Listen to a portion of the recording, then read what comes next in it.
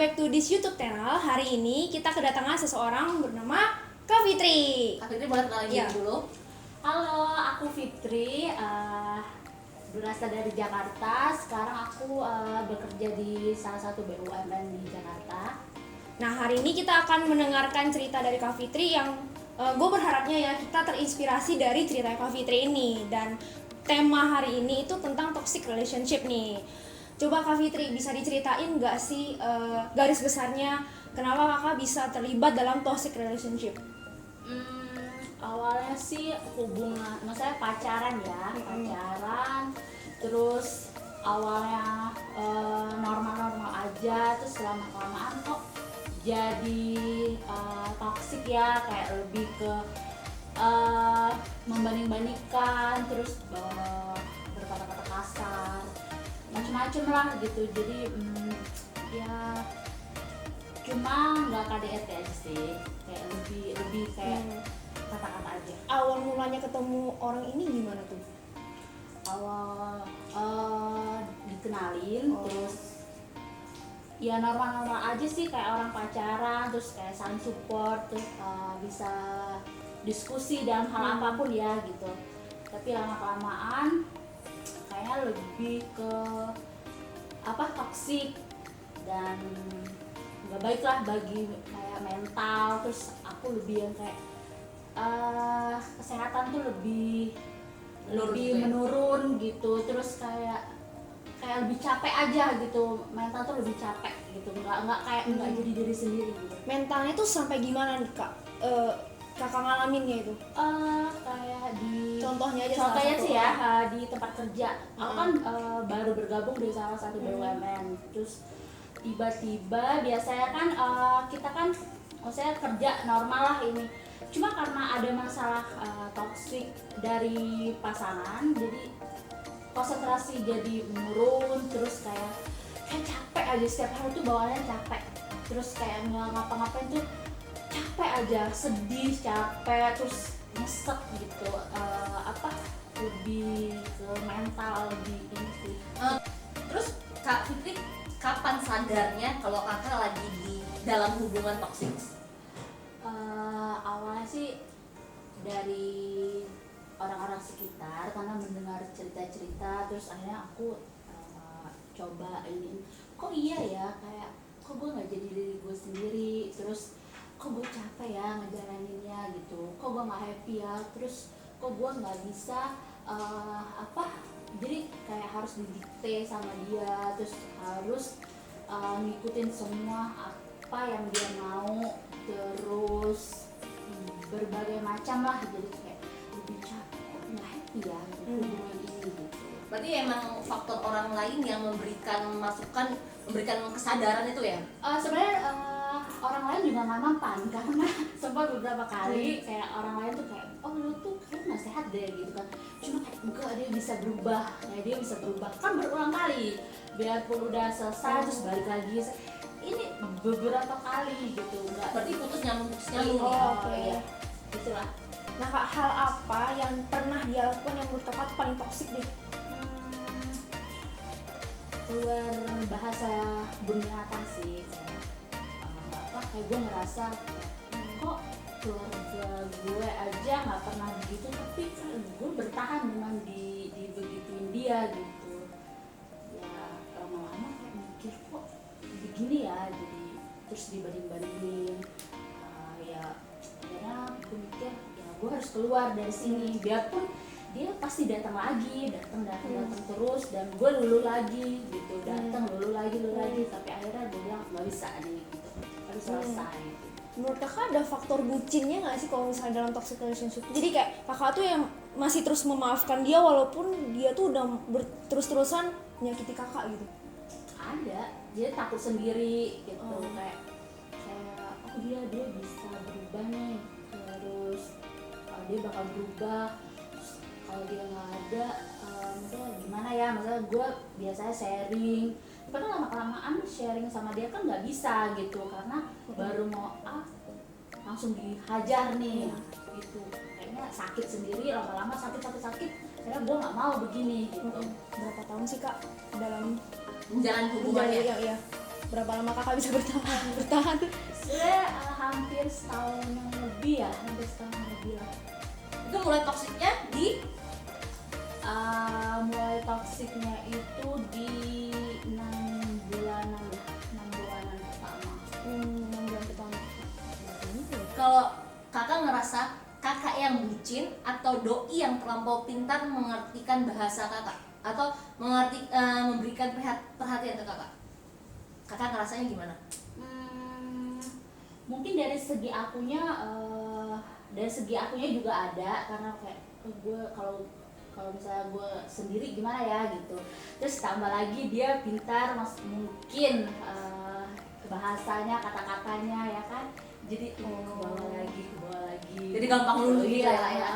Karena dia udah Dia tahu jago kelemahannya. berkata-kata gitu ya?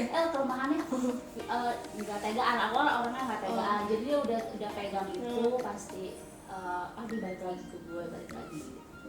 Jadi finalnya yang sampai satu kesalahan yang nggak bisa kakak maafkan ya, yang karena kata-kata tadi itu ya berarti ya? Iya, bahasa lah, merendahkan gitu. Dan dari situ juga baru sadarnya gitu ya? Gitu. Iya, karena mental juga sih kayak nggak sehat menurut aku. Kayaknya sakit dia gitu kok gimana ya, kayak lebih sakit, terus lebih nggak bisa jadi diri sendiri. Karena dihantam terus kan sama kata-kata dia gitu. Terus gimana sih kakak cara survive-nya nih dari toxic relationship ini? Kan gak gampang dong ya, maksudnya udah menjalaninya lama gitu. Iya. Kalau sekarang juga aku sebenarnya masih yang berjuang banget Sampai detik ini ya, sekarang, masih. karena masih tetap tetap datang, tetap ini gitu. Tapi aku harus konsisten lah. Datang maksudnya datang mengganggu lah Iya, ya. datang. Berarti cerita cinta belum kelar-kelar nih, walaupun udah putus ya, Kak, ya? Walaupun udah punya pasangan, dia tetap datang gitu. Oh kakak sudah berpasangan sekarang?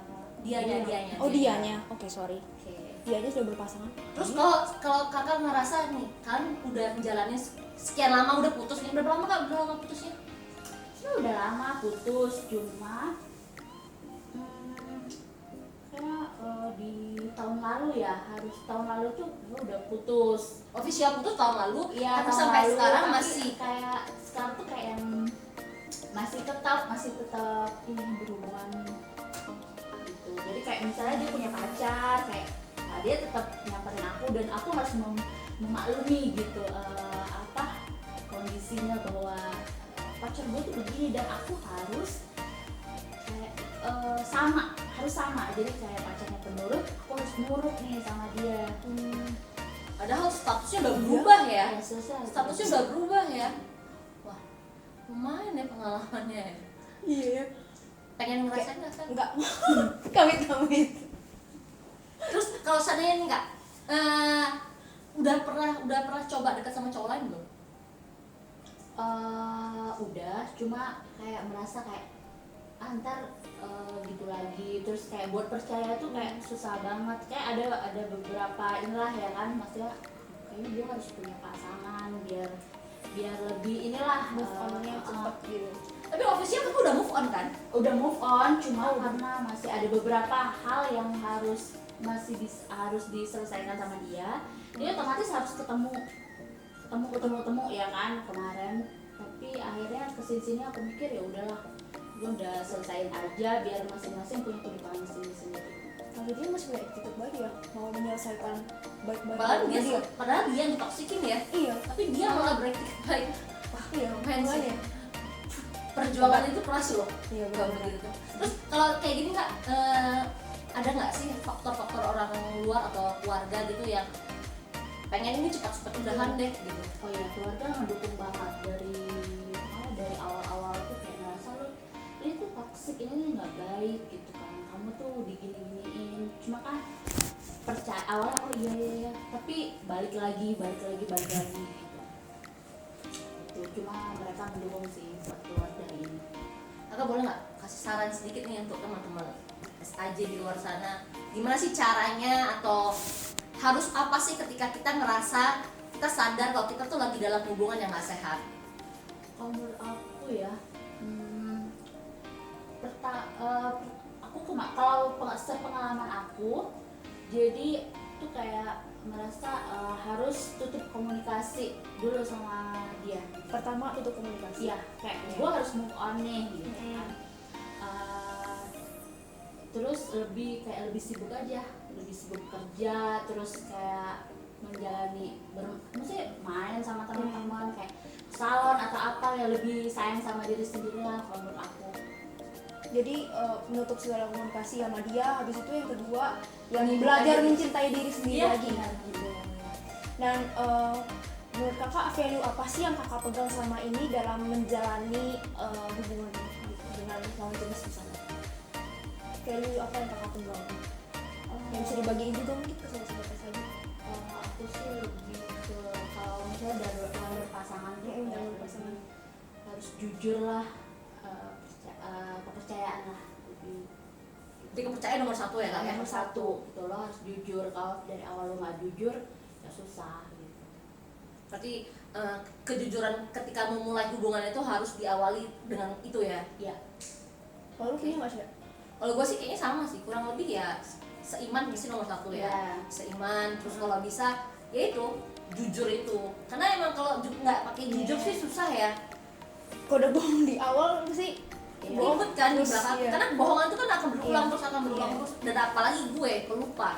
Hari ini bohong apa, besok udah nggak inget lagi. Susah loh, untuk bohong itu susah loh. Bohong yang konsisten Iya, ya. bohong itu butuh Oke. butuh kekonsistenan Butuh keahlian. dan konsentrasi tinggi loh. Bohong sih. Dia nggak salah gitu. Biar nggak Gitu, salah. oke. Ya kan salah. Kalau kita kan misalnya bohong ini kan lupa gitu Kan kan. ketahuan besoknya. Ketahuan biasanya. Mereka lu ngomong ini ya kan. Makanya bohong itu butuh kepintaran, kekonsistenan dan apa ya? Kelihayan. Mimik muka tuh harus main, cuy. Semuanya loh. sih. Ntar jadi belajar Min. Jadi mau belajar bohong Iya ya. jadi belajar bohong. Gue nggak bisa bohong soalnya. Jangan ya, jangan. Jangan. Gue nggak bisa bohong nih. Dan biasanya emang kalau kita udah bohong sekali, itu akan Iya. membutuhkan kebohongan selanjutnya. Akan belajar terus. Akan belajar Iya. untuk berbohong dan berbohong lagi. Makanya sobat-sobat SAJ, belajar jujur itu penting, apalagi jujur dengan diri sendiri. Betul. Jadi sobat-sobat SAJ, hari ini kita belajar untuk bagaimana cara kita sadar ketika kita sudah dalam hubungan yang nggak sehat, kita harus buru-buru cut. Dan untuk memulai hubungan yang sehat, butuh kejujuran. Kita belajar itu dari Kak Fitri hari ini. Thank you Kak Fitri buat waktunya. Thank you boleh semua. berbagi sama kita, sama sobat-sobat SAJ semua. Dan kita berharap kita sebagai wanita-wanita ini tetap menginspirasi juga ya buat wanita-wanita di luar sana. Dan karena kita percaya akan selalu ada jalan. Thank you guys. Bye-bye. Jadi teman-teman, kalau menurut aku apabila kita udah merasa bahwa hubungan yang kita jalanin nggak sehat, buru-buru selesaikan dan lebih fokus sama diri sendiri. Karena menurut aku apabila kita tetap menjalani hubungan yang nggak sehat tersebut akan berefek dengan orang-orang sekitar kita, terus kesehatan, terus banyak kerjaan juga, terus dan lain-lain.